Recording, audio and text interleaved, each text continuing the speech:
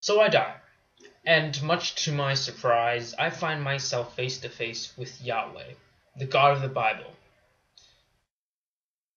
the God I spoke of and openly against in many a YouTube video, the God that I stopped worshiping when I was around 12 or 13 years old, and the God that I never acknowledged, not even once, from that point onward, presumably until the moment I died.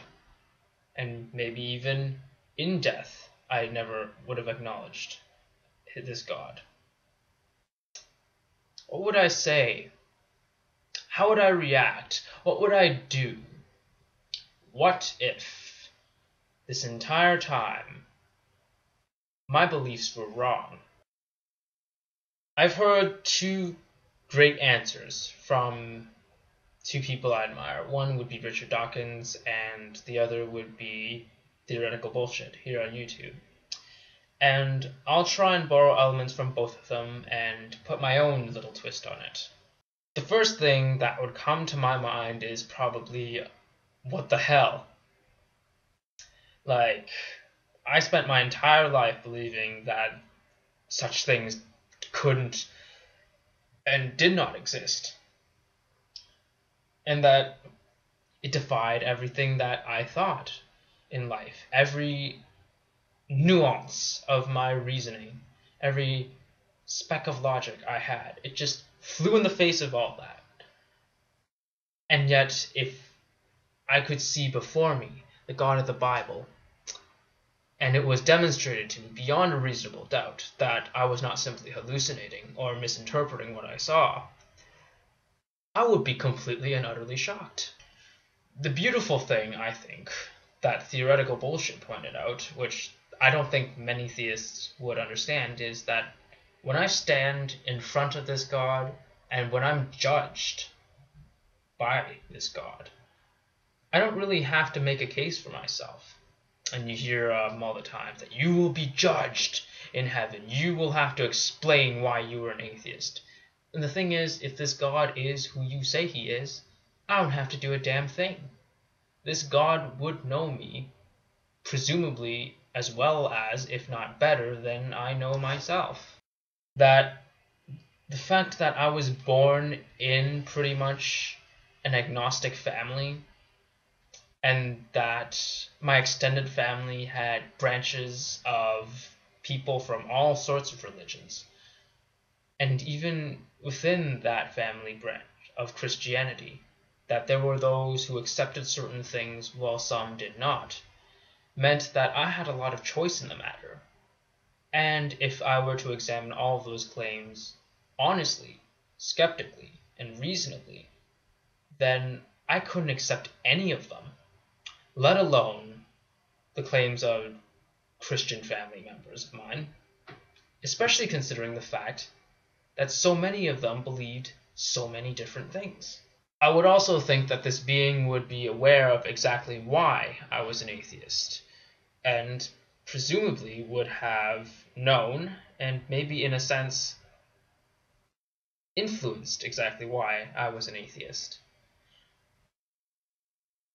I am nothing more and really nothing less than what he supposedly planned out for me, or what supposedly worked out, which he knew about. So, really, there's no point in making a case. There's no point in trying to plead my way out of whatever fate awaits me, if this God really knows everything about me. There are many different interpretations of what heaven and hell are like.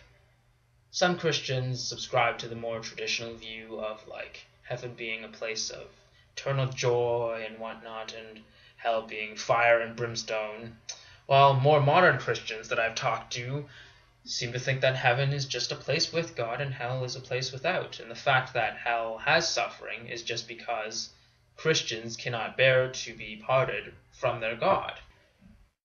It wouldn't really matter where I went, to be honest, because wherever I'm going to go is wherever I'm going to go.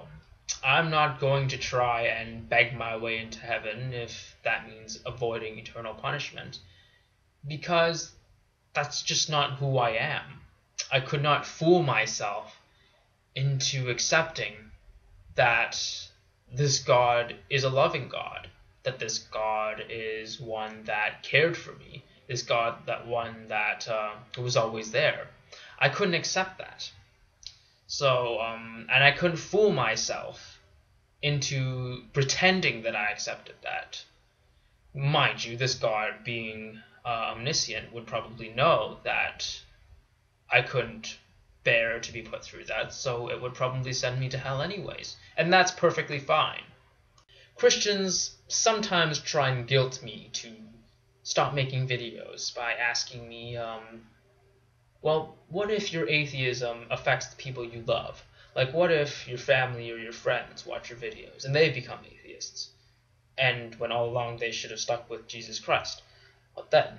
Well, as cold and as callous as this sounds, that's their issue.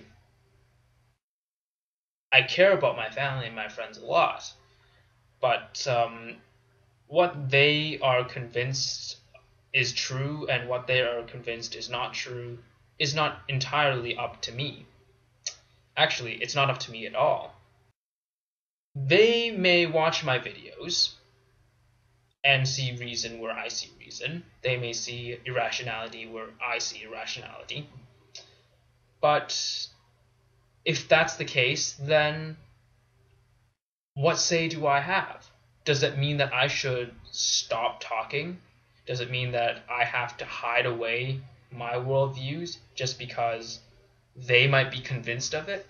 This to me seems a little dishonest, doesn't it? Not to mention that if it was meant to be that they were convinced of what I said, then isn't that all part of your God's plan? Don't you subscribe to that view that your God understands everything that's going on, and that if he really wanted to save those Christians that I apparently might turn into atheists somehow, then would he not intervene?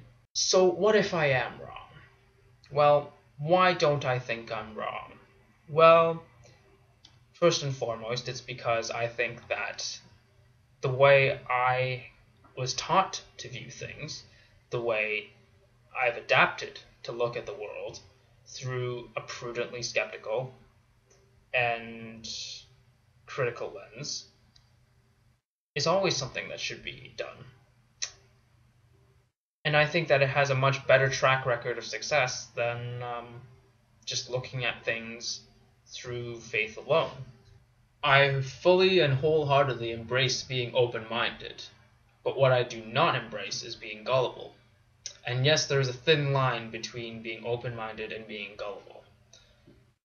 Being open-minded would entail that I might accept that I'm wrong and that a God could exist, and being open to any evidence that might come across my way and accepting it for what it is. Being gullible would be to take claims of God's existence at face value and just believe it to be true, without any physical evidence to support that assertion. What if I am wrong? Well, what if you're wrong? What if you don't believe in the right God or the right religion? What if in that religion you don't believe in the right things because you were part of the wrong sect? What if we are all wrong? What if there is a God that none of us have conceived of worshipping yet, and yet plainly exists? Are we all doomed then to a fate of eternal punishment? So to me, there's no honest, logical reason why I should accept that I'm wrong. At least not yet, because the standards of proof and evidence that believers use to justify the existence of their God could easily be used to justify another. And not to mention, when we look at things in the broader scope, there could be millions upon millions of gods that we have yet to worship. or that we have yet to even create or conceive. So what makes you think yours is the correct one? That's my answer. May the truth always be heard.